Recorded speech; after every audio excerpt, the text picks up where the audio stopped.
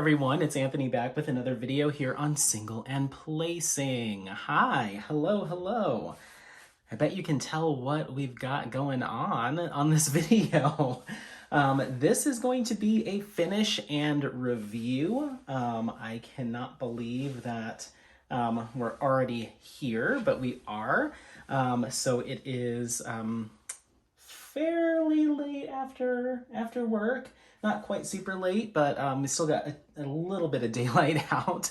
But I just finished my last section for one of my current whips. And so I figured I'd do a little finish and reveal and review with you all. So without further ado, oh, I'm so excited. This is probably the fastest kit I've done. Oh no, oh no. We've got washi tape down. Okay, I think we're okay. I'm gonna have to grab that washi tape when we're done. I always fuss with the table, right as I start filming. Okay, so this is maybe the fastest finish. We'll go over all the details and everything, but without further ado, let's reveal my most recent finish. Bloop, there it is. This is the Moon Thief from Diamond Art Club in Ivy Dullamore. There we go, sideways, just for viewing angle. Not quite able to get the whole thing the other way, but there is the Moon Thief. Yay! So sparkly. It's almost like, I don't know, these Diamond Art Club rounds are just popping off. On my Instagram, I was trying to take pictures of it. I've been taking progress pictures of it, and it's almost hard to get a good photo because even in the natural light, it just glistens. You really it's hard to take pictures of. You just have to kind of see it in person to get all the detail and stuff. It looks a little bit better on camera than it does on when I switch it over to, from video to camera mode. So there it is, gorgeous, absolutely gorgeous image. This is let me just grab my logbook. I was able to put together my logbook and kit down already as well, which was nice. So this is a 56 centimeter by 79 centimeter round drill canvas. We have 44 colors here with 4 ABs. I just did a couple of enhancements here, which we will go through as we talk about it. So this was $54.99 USD when I picked it up. It was limited edition and it's no longer available on the Diamond Art Club site, at least. Who knows? I don't know if they ever reintroduce limited editions or not, but this one is gone right now. So yeah, this is the third Ivy Dullamore kit that I have completed since I started diamond painting. And then this is, I believe, don't quote me on this because I don't have them all in my journal, but I believe this is my 11th finish of all time. I have my other logbook here. Let me take a look. I believe 11th finish of all time. Where are you, logbook? I need you, logbook. Oh no. Hold on just a second. Okay, I had my my initial kits that I did not put in the logbook written down elsewhere. So 1, 2, 3, 5, 6. Yes. 7, 8, 9. This is riveting. 10, 11. This is, yes, all that just to confirm. Yes, this is my 11th finish of all time. 11th finish of this year because I just started this year. So yeah, super excited. My start and end date, I started this on 9/15 and finished it on 9/27. So this took me 12 days to complete.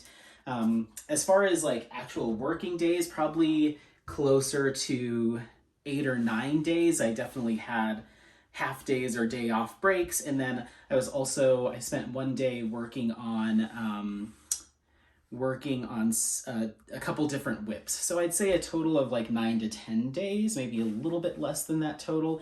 But as you can see, we have a lot of color blocking sections here, here, pretty much up here as well, and down here. So a lot of those areas around this focal point, kind of those darker areas, really moved fast. They really cranked through. I could get, you know, a few sections done in a single diamond painting session just because it was just really quick color changes.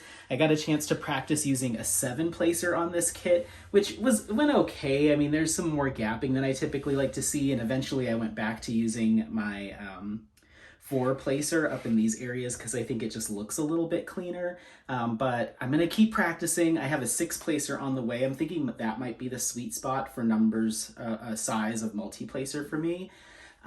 So yeah, beautiful, beautiful image. I really like how there's just a lot of light right here kind of coming from the moon, and then it very quickly dissipates. Like I could see her being in like pitch black if not for this one piece. So there's that. I'm going to go ahead and lift the canvas up because I want to talk a little bit about the enhancements that I did make to this kit. And that's pretty much it. I mean, I'll also show you my logbook just to see the little fun stuff I did to it. But we're going to do like I normally do. We're going to scroll through it from the top. We've got a piece of trash here.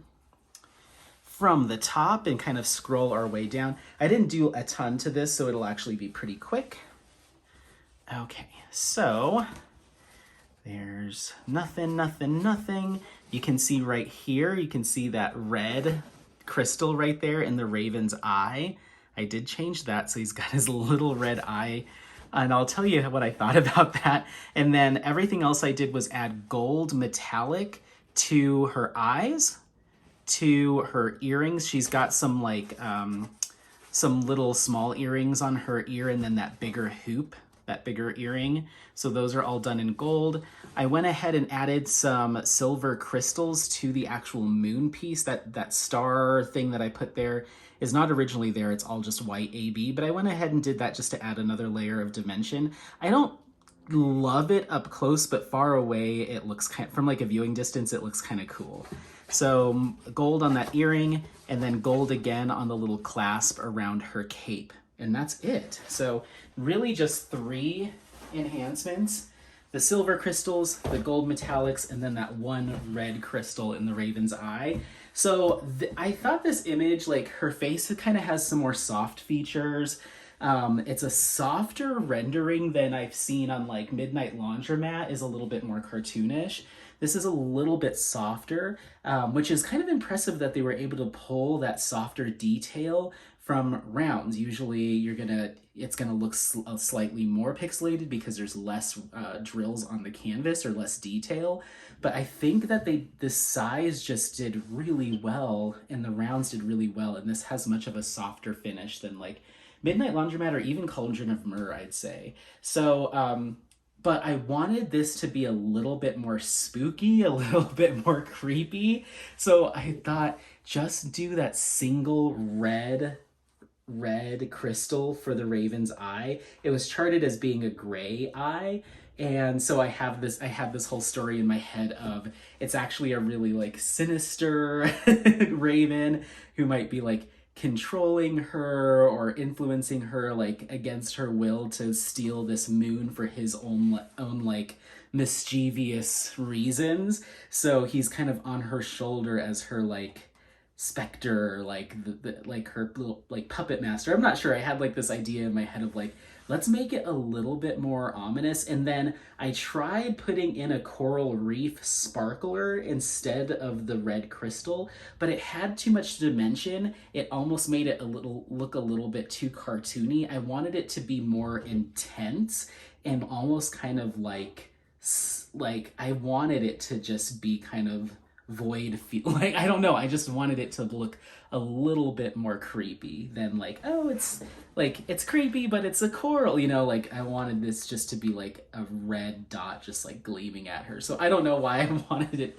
to be a little extra creepy, but I thought it just added a nice extra spooky touch to it.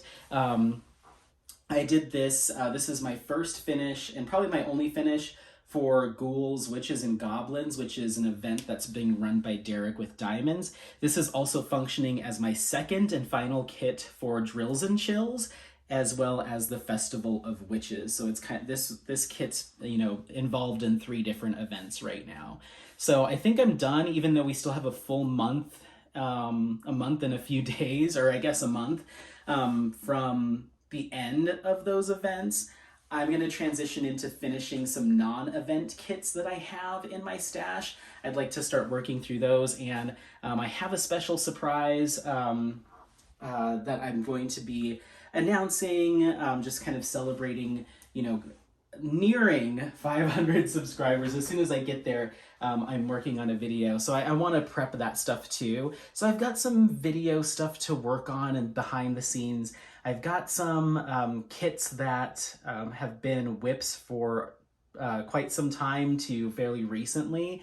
So I think I'm going to take October to just work on non-event stuff. Don't worry about hitting participant deadlines or finishes or anything, and just kind of have an easy breezy month and just maybe do some fun stuff in the background. So I'm looking forward to continuing to share content with you all, but this is a very, very amazing kit. If you do have it in your stash, I would suggest cracking it open. It works up really quickly. There are some heavier sections of confetti basically right here, just on her face in this like canister.